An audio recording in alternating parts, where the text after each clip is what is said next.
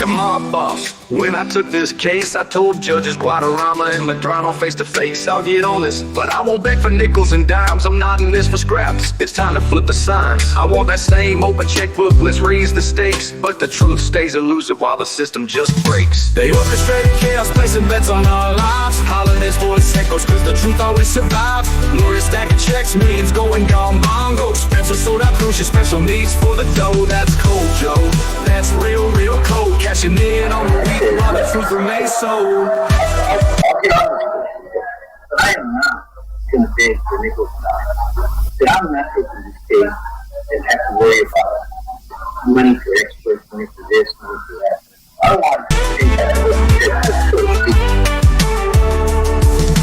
Spencer like a mob boss. When I took this case, I told judges Guadarrama and Medrano face to face, I get on this, but I won't beg for nickels and dimes. I'm not in this for scraps. It's time to flip the signs. I want that same open checkbook, let's raise the stakes. But the truth stays elusive while the system just orchestrated chaos, placing bets on our lives. Holidays voice echoes, cause the truth always survives. Lawyers stacking checks, millions going gone bongo. Spencer sold out crucial special needs for the dough. That's cold, Joe.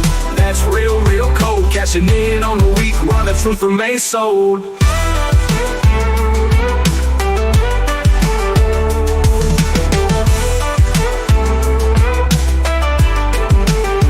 Cashing in on the week while the truth remains sold.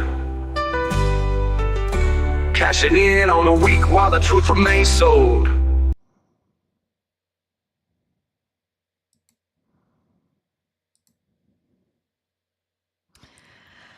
Okay, so hi everybody. This is day 2039 days since Richard was forcibly removed from his barracks room there on Fort Bliss in a code red. So I want to make this very, very clear that it was his chain of command. It was his chain of command. It was the Director of Emergency Services. It was the FBI. It was the El Paso. Sorry, it's really late, 1 o'clock. It's like, oh, gotta relax a little bit here. But it's 1:23. But it was absolutely the FBI, and it was the El Paso Mormon faction cartel that ordered this hit on Richard and the cover-up. Richard, he's the center. He's the key. He unlocked, let's make a deal or whatever, and you have to pick the right curtain or the right door or whatever. I don't know if that's a good analogy. Maybe it's not a good analogy.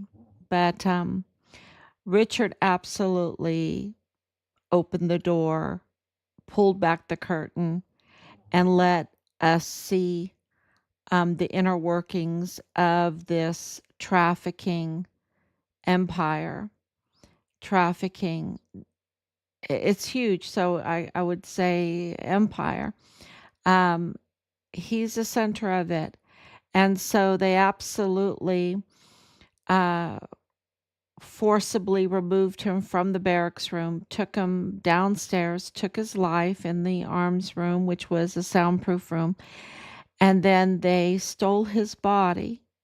All of these are crimes, okay? All of these are crimes. Just they pile crimes upon crimes. And so they stole his body off of Fort Bliss. And they trafficked his dismembered body across the border for disposal. And we believe, because of all the evidence that indicates that he was disposed of at Rosa Maria Purchase Ariano Caron's narco crematorium, the Plenitude, who is a family-run business with Rafael Arellano Caron, Argo Oil and Gas, the same overlapping network as Paul Foster, who today or last night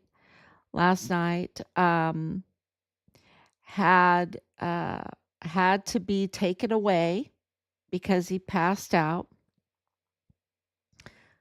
We don't know the truth because, my husband is a PA, right? My husband is a physician assistant. When you're at a ball game and you pass out, there's a lot of people there, especially if you have low sugar, that can take care of you, right? You can get a soda real quick. You can get a Snicker bar, Um, but an ambulance was called to take this billionaire, Paul Foster, to the United States.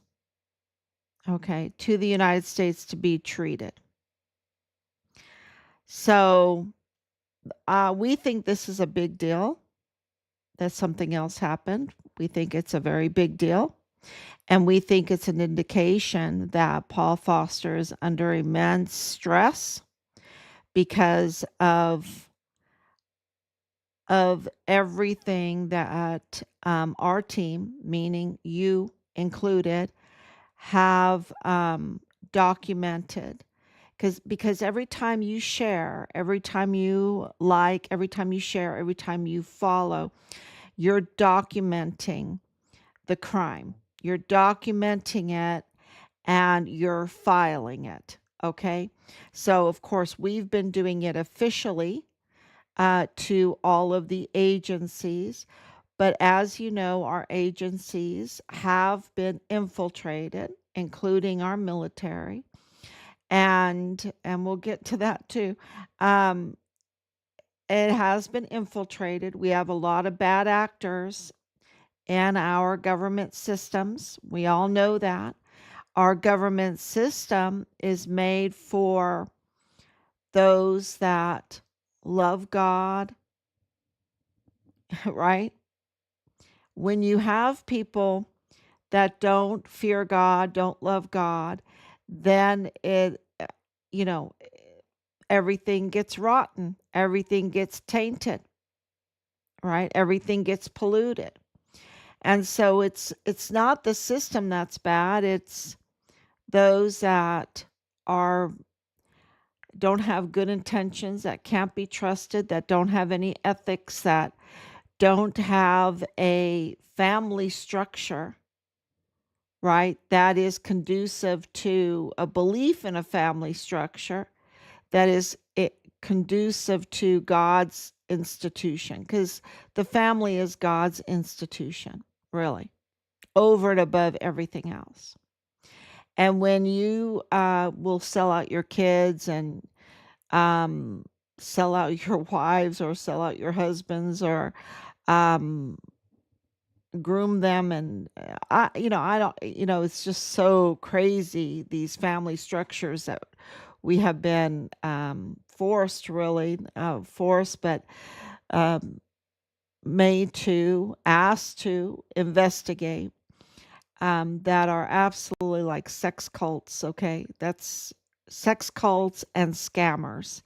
Very, they're very into fraud and scamming, and they scam each other, and um, and they turn on each other, and it's brutal. It's really brutal. And so, when you have that, you have real chaos in our system. And so we know that that is what's going on, but we have filed officially loads of documents we have put on record. And with every live stream, with every share, with every like, with every follower, that also documents this case. And we our numbers are really climbing. We've been reaching millions of people. That means millions of documenting this case. It's we're very, very grateful for that, and we ask that you don't slow down, because Paul Foster, and I know that there are some that think that, they're a nice family or whatever, but I can tell you that they're not, okay?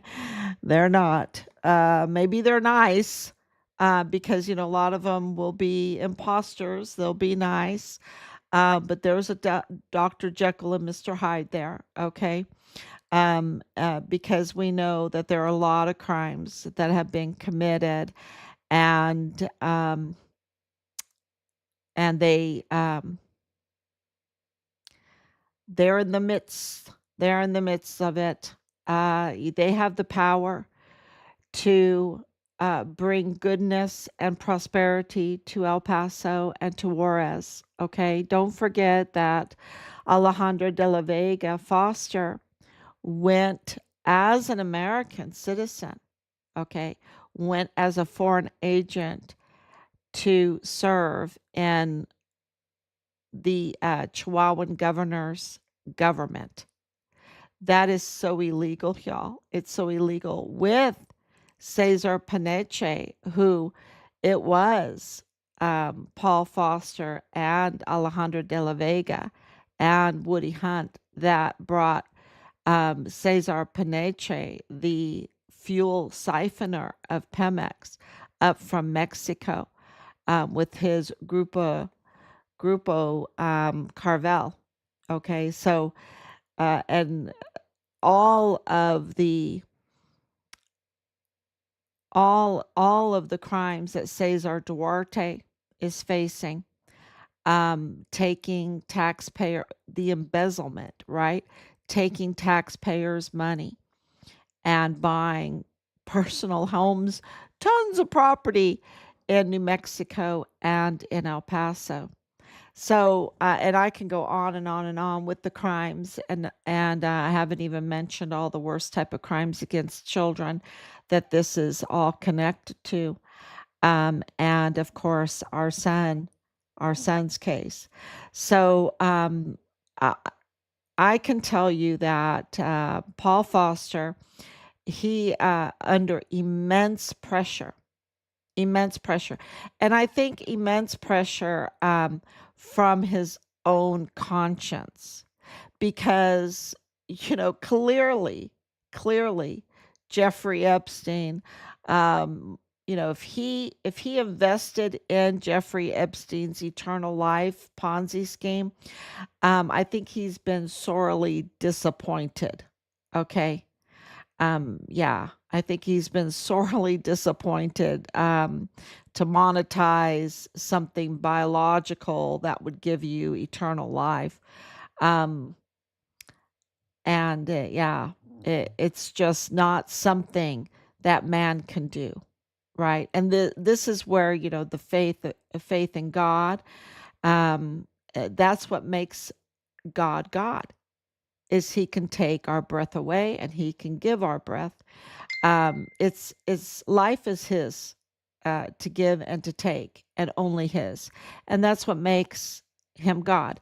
So anyone that wants to play God is just very foolish and will be very disappointed. Now that's our faith, and we move forward in the fear and the admonition of God.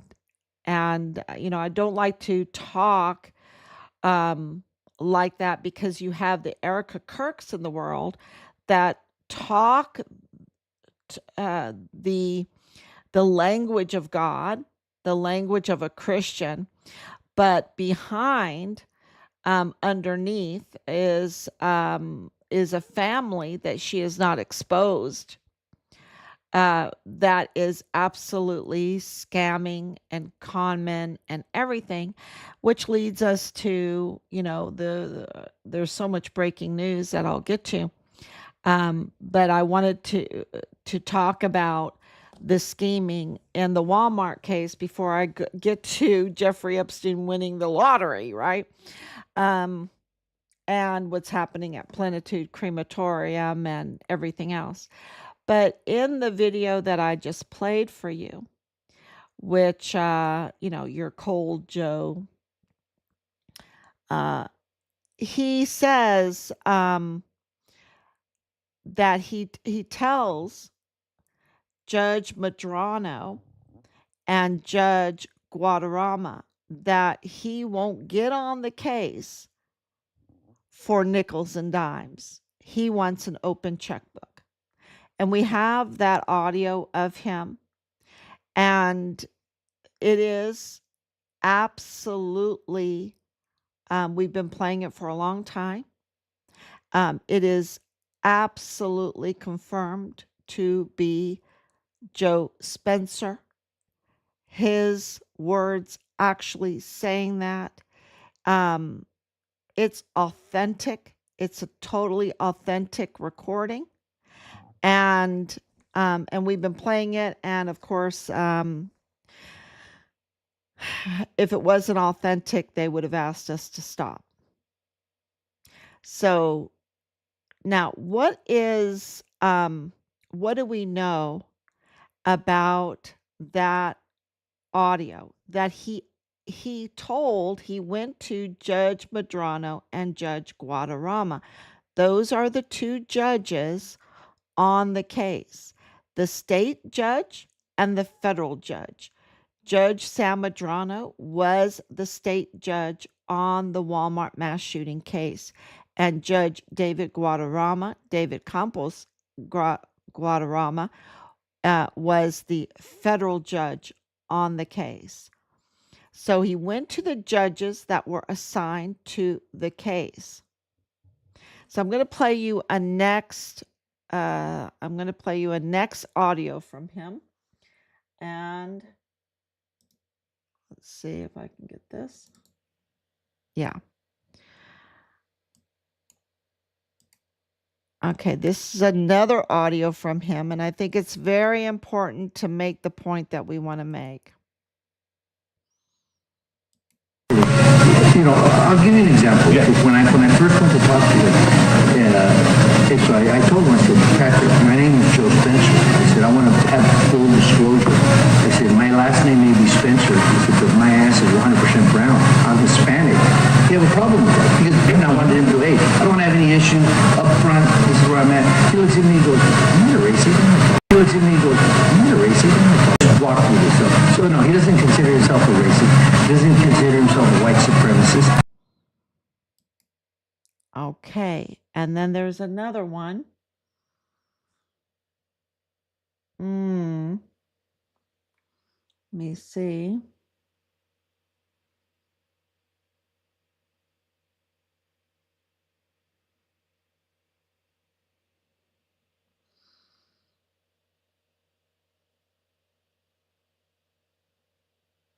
Because I think I played the wrong one. There's so many, y'all. Remember that when he drives out of the Walmart, right, and he runs into the first officer, the officer doesn't know who he is, and he tells him to leave, right, to leave. So he takes off. Then he realizes, where am I going? This wasn't supposed to end like this. I was supposed to die. So he turns around, drives back, gets off, and goes to the officer. I'm the guy you're looking for. Okay, so, and I have another one, and I'll find it. And I wish I thought I knew exactly which one it was. But when he first goes and sees Patrick KIRK'S, he says he went there 2 days after the incident, which was a Monday. Okay, because the incident was on a Saturday. He went there on a Monday.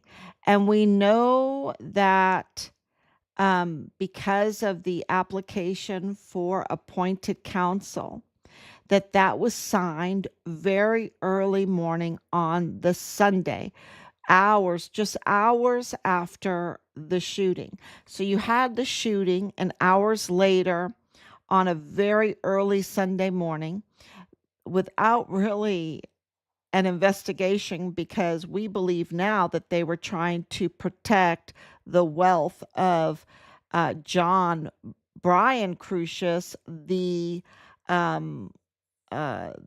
disciple of John of God, right? Because he had, between $1 and $3 million, okay, and probably more than that. probably more than that, up in Allen, Texas. He had plenty of money to get a lawyer for his son, but because of the application for appointed counsel that got approved early morning on a Sunday, the taxpayers were on the hook of paying for Patrick Crusius's defense. And then nobody looked into Brian Crusius, the father, who was a disciple of God, which we know now is that pipeline between Jeffrey Epstein with John of God and the babies and Oprah and Beto O'Rourke and Obama and the Clinton Foundation, and all of that is included in that, with William Sanders, that they're all part of this pipeline, this Jeffrey Epstein pipeline, with Pritzker up in Chicago, and more people are being added to that pipeline. So he's saying 2 days later, that Monday, I went in to see Patrick Crusius on the taxpayer's dime, and not any taxpayer's dime, because he was awarded an open checkbook. Okay. He was, because a lot of times there would be like a $20,000 cap. Okay. We'll let taxpayers pay for your defense with a $20,000 cap. But that's not what happened here. Joe Spencer received an open checkbook. He could drag out that case for as long as he wanted and collect millions. Okay. And Joe Spencer was awarded that position because the judges have to appoint, from my understanding, the lawyers that are on it. Or maybe it is a random selection where they have to spin the wheel, right, and see which lawyer gets it. But we'll look into that, because some weird things are happening right now. That is exactly what happened in the Walmart case. And Joe Spencer said he went in and visited Patrick Crusius, and Patrick Crusius then said, I'm not a racist. I don't have any racism. I don't have any racism. Okay. And we have other audio that he confirms that Patrick Crusius is autistic. They knew this very, very early on because of his medical history, that he was autistic. That's why I can say it on a live stream, because it's all revealed now that he is autistic with other mental health conditions. Okay, with others. So he's had a history of these mental health conditions, including autism. And they did not. Okay, so when that happens, his attorney, the court, need to make sure that Patrick Crusius is tested for competency, that he understands what he is going to go through, and to see if he's competent to go through a capital penalty hearings, trial, all of that, right? Yet there was never a competency evaluation given to Patrick Crusius. They hid it from the public. They hid it from the public that the public was on the hook for millions of dollars so that Joe Spencer can have his open checkbook.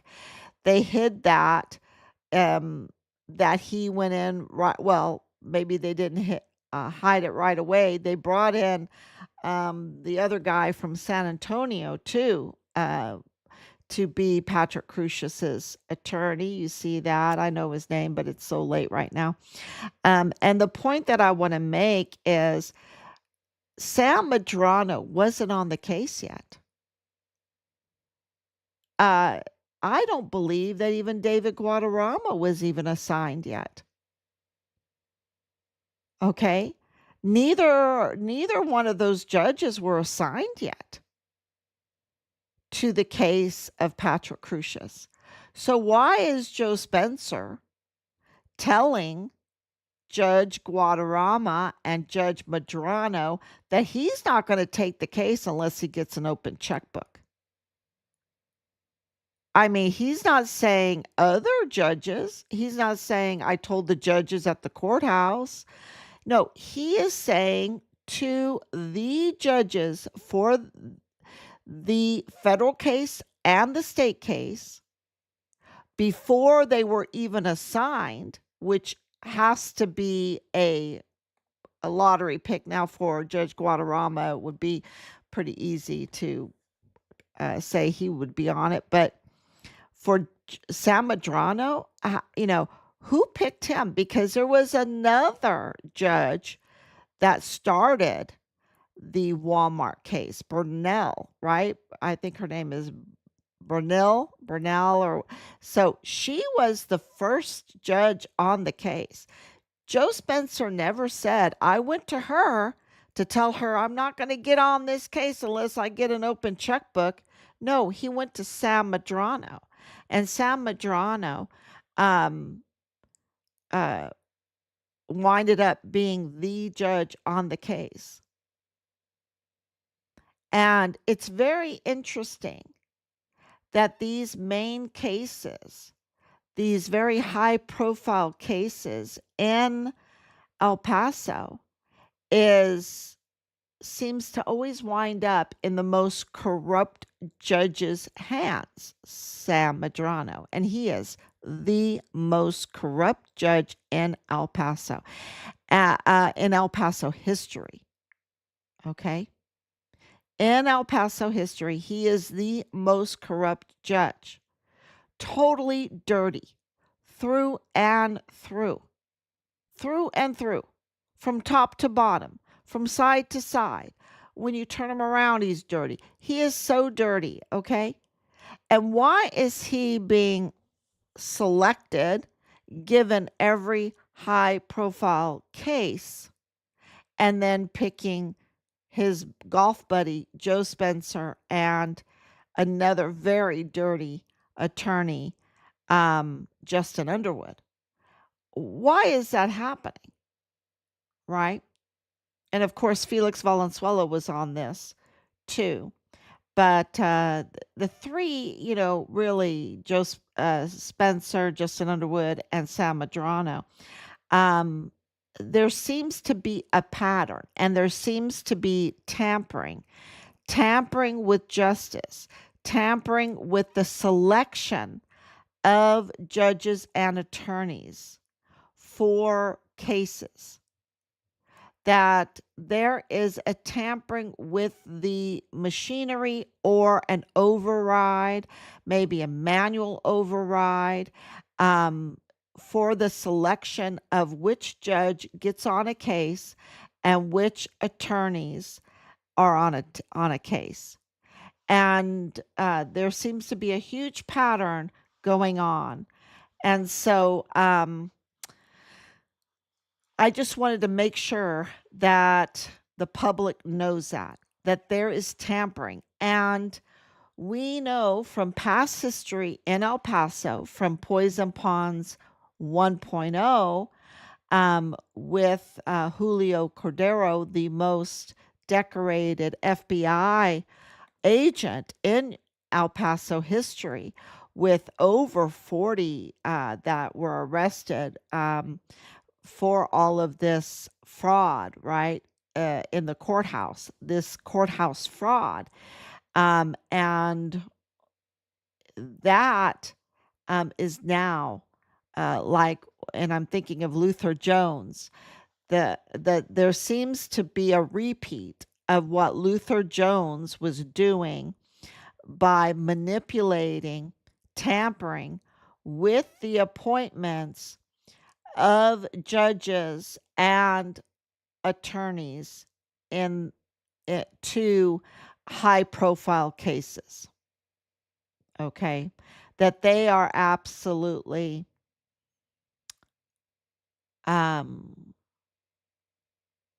what's the right word? Rigging it. They're rigging the cases. Would that be the right word? Yeah, that they are rigging the cases. Yeah. So that this has to stop, right? Because there is enough evidence there and pattern there that I can come on a live stream and suggest that that is happening with a lot of confidence, probably total confidence. So that's why I wanted to play that for you. And there's more audio there that where he says, that he went in just 2 days after.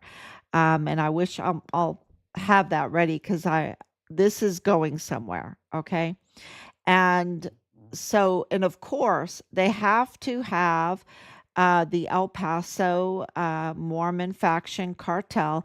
They have to have control over the court cases. They have to have control over the prosecutor, which is look at what's going on with Montoya. I mean, and not only with Montoya, with his documents that let me see if I can bring that up because I think that's so important. Let's see if I have it down here that I can bring up. Yeah, here it is.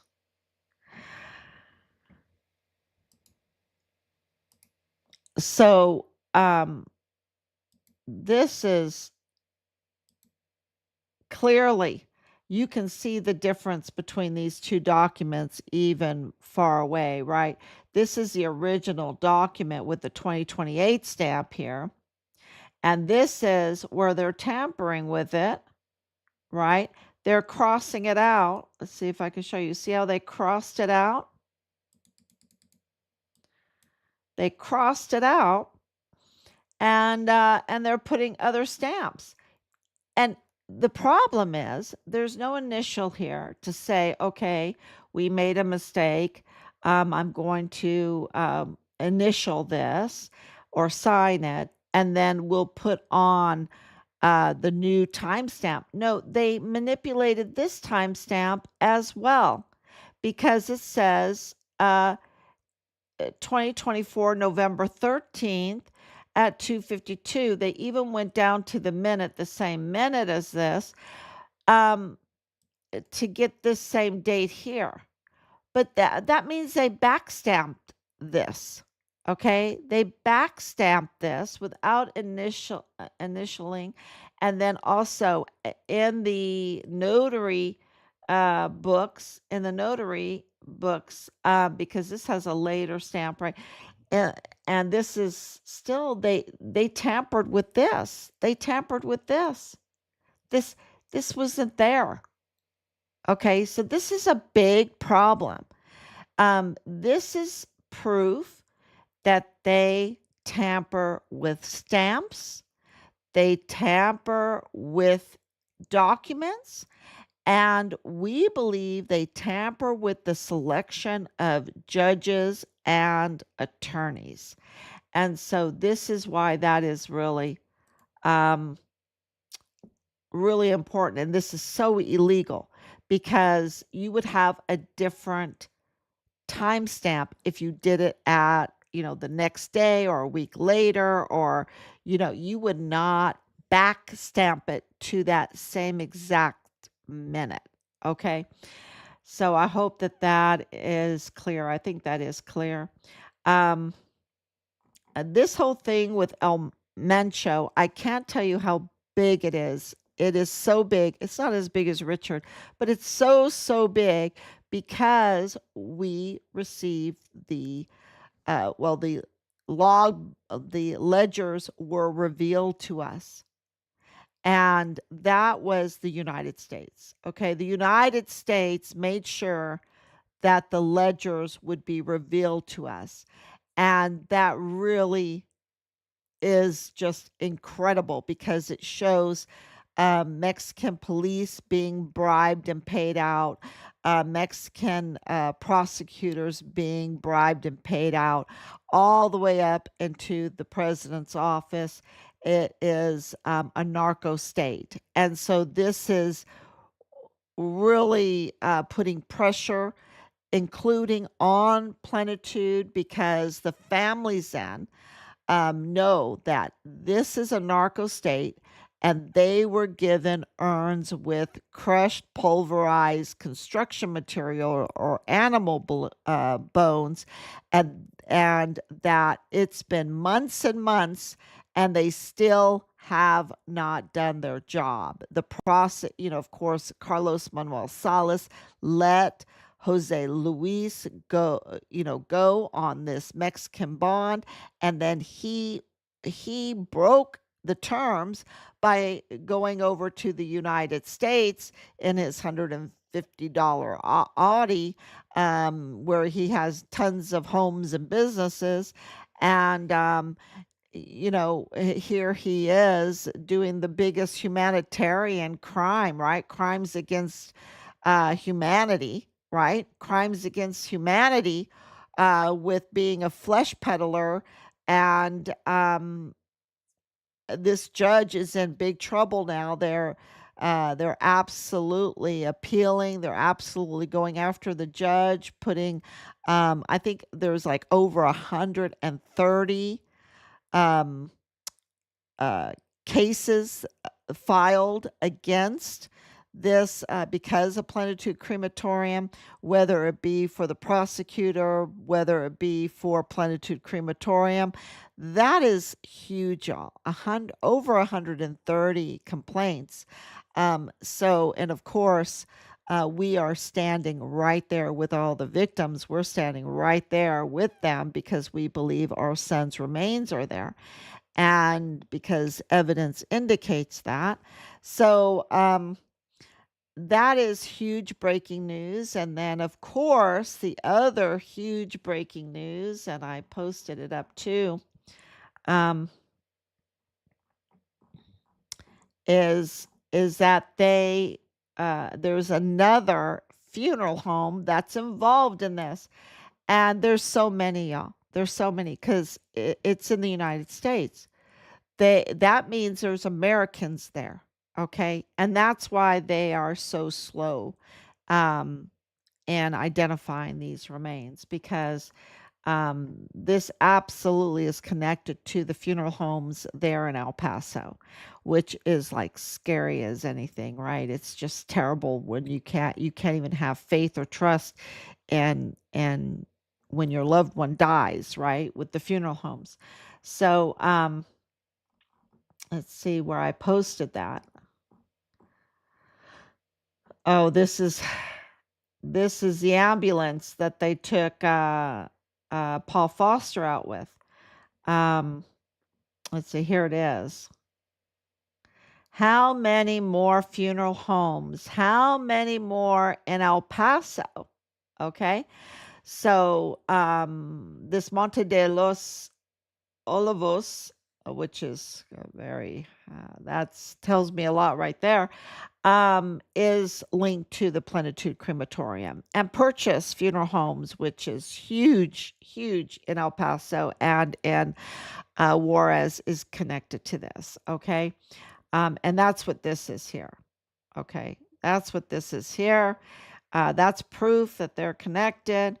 And of course, here is Rafael is right here. This is Jose Luis. This is the father that has passed away. And this is Rosa Marie Purchase Ariano Caron Ramirez. This is Colin Wetton, who absolutely is connected to this family in business ties. Okay, business. He has done business definitely with this family. And of course, this is this disaster, humanity, crimes against humanity. Um, so I want to, this down here is, well, I'll just go back up, because I pointed it out. But here is an email that was released, part of the Jeffrey Epstein millions of emails that you have to go through. And this talks about that he won an $80 million lottery, an $80 million lottery. And then it talks about the trafficking and everything in here. So this is really big, because you have this question: did Erika KIRK'S family help Jeffrey Epstein's Zorro Trust win an $80 million lottery? And why would I even ask that question? Because what Candace Owens has released, and I thank her very, very much for all the research that she has done and releasing it and having the courage to do it under so much scrutiny, or so many attacks. And we understand that because of how many attacks that we have gotten. So we really appreciate her having that kind of bravery, because we knew right when it happened, and I even said it on my live streams, that our son's case is connected to the Charlie Kirk case. And the same thing with the cases of the attempts on President Trump's life. Okay. And this should be a positive message for everybody, even as horrible a message it is, because we can confirm to you that it's the same group, that it's not 3 different groups. Okay. It's not 5 different groups that are different groups that have nothing to do with each other, that are doing these very violent acts, right? It is the same. It's the one same group that's doing it, against our son, against Charlie Kirk, and the attempts on President Trump's life, and against whistleblowers in our son's case. It's the same group. And this should be such good news. It's good news for us, because now we know we decided to call them the Mormon Faction El Paso Cartel, in alliance with the Mexican cartel, in a lot, and a protection racket for the Jeffrey Epstein pipeline. And those tentacles go over to Fort Huachuca, go up to Chicago. Because they're in alliance with the CJNG cartel, the flesh peddling and human flesh eating cartel. They are in all 50 states, but it's the same group. It's the same group. And, just like President Trump can change an entire country like Argentina by removing Maduro, right?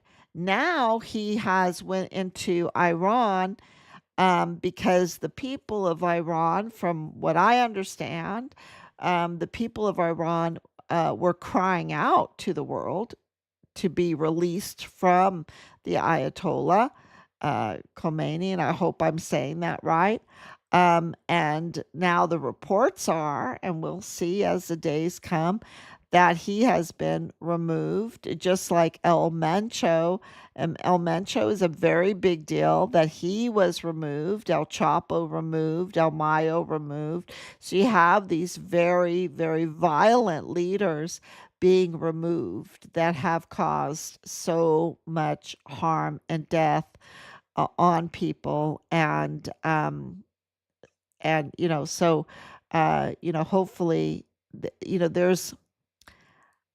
there's some other things going on that I'm looking at, we're looking at to make sure that we're telling you the truth about what's going on in Iran, because we want to bring you the truth. We don't want to just jump right there on the bandwagon. Especially last night, I said we don't want any war because it's such a distraction from what we're doing, and what we're doing, it has so much momentum right now in exposing all of this corruption and criminality in our own country, in our own backyard, in our own neighbor of Mexico, to that we need to stay on this so that we can absolutely be effectual, right? Be effectual and remove this poison, remove um, this tyranny that and the infiltrators that have um, came into our systems, being it the Mexican system or the United States system. So we want to stay very focused on that because, of course, we're a little selfish. We want our son's remains. We want our son's remains, and we want his remains yesterday, right? So we're on this to drive them to give us our son's remains. Um, but now that President Trump did what he did, we'll see. We'll see in the upcoming days what this all means. If he acted swiftly, and he tends to do that really swiftly and not linger like Joe Spencer, like Judge Madrano, and exploit the open checkbook for millions and millions of dollars, right? So that is not President Trump's style at all. He's always trying to be under budget and ahead of schedule, under budget and ahead of schedule, to save the taxpayers' money and to bring in what he calls the golden age, the Trump golden age, prosperity, right? Prosperity. So, we'll see the what happens after this and for the Iranians. And when we lived in I don't know if y'all know this, but my husband was in the old guard. He was um, selected to serve in the old guard, the Fife and Drum Corps, as a physician assistant to the old guard that guards, the unknown soldier, and performs all. I should say, not performs. Well, they do. They do a lot of performing, but they with the tattoos, right? With the military tattoos, but they also um, have to be part of all of these very decorated or funerals. A lot of funerals. So he was selected for that. He's a magnificent man, my husband. Um, of course, I'm biased. I'm biased. I'll admit that. I'm not biased like Bob Moore, that wants to be biased for evil and to deceive the public. I'm biased because he's my husband, right? And he is wonderful. So, but he was there, and now I lost my train of thought. Um, Being there in the Washington, D.C. area, and um, oh geez, I lost my train of thought with that. Well, what do you expect at 2 o'clock in the morning? What do you expect? My goodness. But Sam Madrano and Joe Spencer are absolute frauds, and I think they are absolute criminals. And that is my message. And we have a lot of evidence to back that up. And I think that they are manipulating the judicial system there for the El Paso Mormon faction cartel that are, just are the protection racket for the pipeline. And that pipeline continued um, after the arrest of um, Jeffrey Epstein, right? And in 2008, so think about this. In 1993, he buys Zorro Ranch. And in 2008, so he's in full swing with all this laboratory stuff, his transhumanism, the trafficking, and he gets the winning ticket for the lottery, $80 million. Do you buy it? I don't buy it. And so we have um, Erika KIRK'S family, who she does not reveal to the public. This is where this whole research that everybody's been doing is so important, because now we know who her family is, even though her father's picture is nowhere to be found. Why? I mean, why isn't he at the wedding? He's right there in Arizona. He's right there in TPUSA. He is a contractor. He has this big intelligence, military intelligence kind of business thing. Um, why is that? And I'll reveal more as we go. There's so much to tell everybody. So he is involved in her life, and she always just says, "Oh, I was raised by my mother." But then she refers to her father's father as Mor-Far. And, so there's a lot of deception in the family. And that's because they have this history of, like, her grandfather, who just passed away not too long ago, um,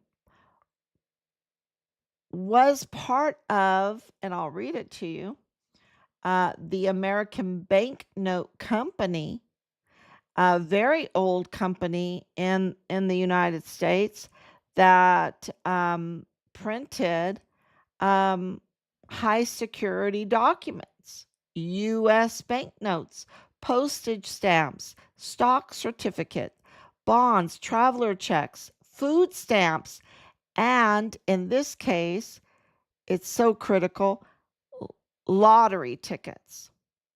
So they received in 1974, 1974, the contract to print lottery tickets for the states, including New Mexico.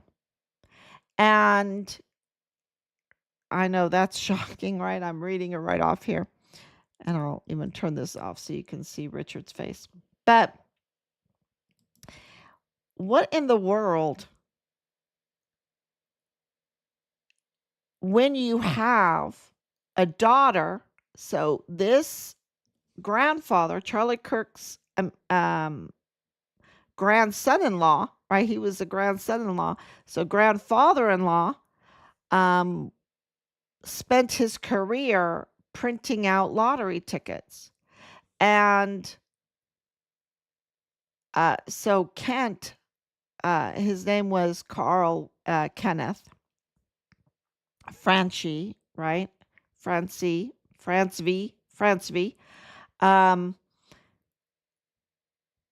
His daughter married Jack Solomon, who was the casino empire with a fraud history in the gambling industry, money laundering. So this is so ironic that the man that spent his career overseeing printing of lottery tickets had a daughter who married into the empire, the casino empire, that profits off of gambling and fraud, right? Fraud. And this is Erika KIRK'S family. And her father, so, is working inside of TPUSA. And there's more to it, but I think that is like huge. And so I posted this up. Let's see. Posted this up with I love AI. You can you can make the neatest little images, if you put in the right instructions.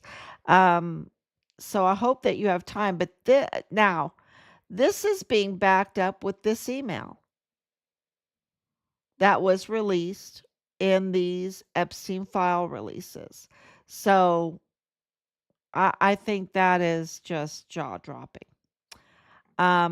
I think that is really, I don't want to say it. It's just so much news. And let's talk real quick about Iran and what's going on with Iran.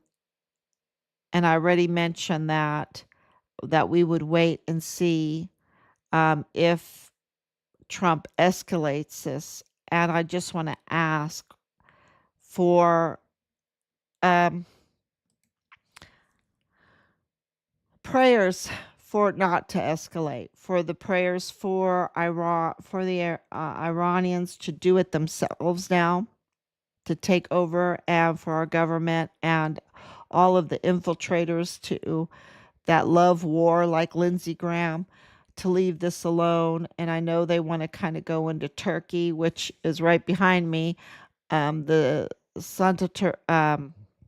Saint Sophia is in modern day Istanbul, which was Constantinople.